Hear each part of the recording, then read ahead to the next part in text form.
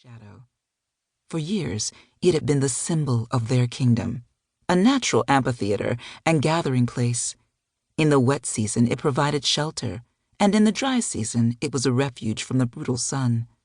But most importantly, it was where Mufasa and his queen, Sarabi, lived with their pride of lions. Now it was a stage, and everyone was eager for the show to begin. As they waited inside the cave, tucked in the back of Pride Rock, Mufasa looked down at his queen. Beside her, their young son, Simba, slept peacefully, unaware of what was in store. His light brown body was relaxed, his sides rising evenly as he breathed in and out. Lowering her head, Sarabi gently nuzzled the young cub. Simba's eyes slowly opened. At the comforting sight of his mother and father, he let out a big yawn and then stretched. Mufasa smiled proudly, watching him. He had done many great things in his life, but the thing he was most proud of was this: his son, his queen, and the life he had created for them. Hearing footsteps, Mufasa turned, and his grin grew wider. His old friend and confidant Rafiki had arrived. Although the mandrill was a bit grizzled and bent, his eyes were still bright. He leaned on his wooden staff a little more than he once had, but his steps were still light. It had been Rafiki who had introduced Mufasa to the kingdom when he was just a cub, as he would do now with Simba. Approaching each other, the two old friends exchanged a hug, and then Mufasa stepped aside. It was time for the ceremony to begin. Simba watched curiously as the monkey stepped in front of him. Seeing his wooden stick, the cub playfully tried to bat at it, missing and causing the adults around him to laugh. Rafiki nodded, pleased. It was a good sign for all of Pride Rock, if Simba was curious and alert.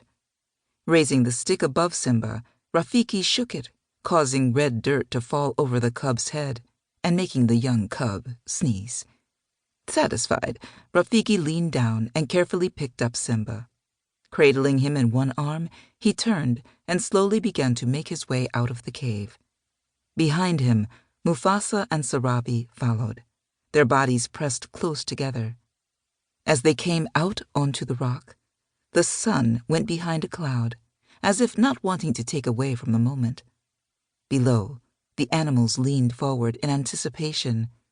Step by step, Rafiki made his way toward the edge of Pride Rock until at last he stopped, mere inches from the steep drop.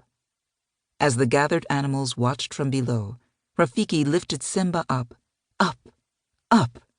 until finally he had raised baby Simba for all to see.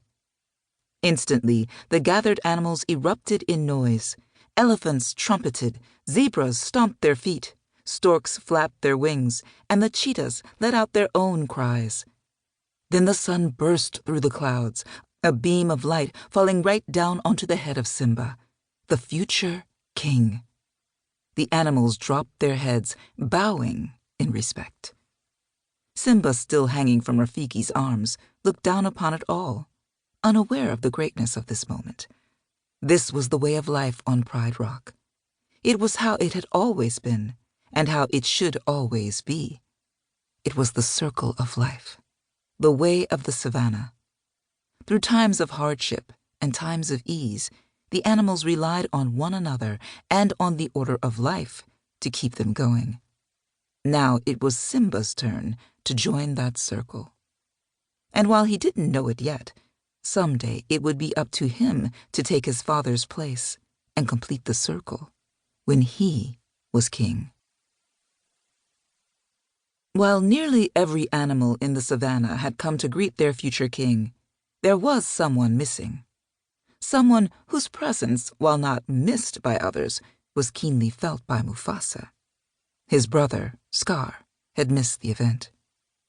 Staring at the spot that had been kept open for him, Mufasa sighed. Once again, his brother had disappointed him. He had hoped that just this once, Scar would step up, prove that he was above petty jealousies.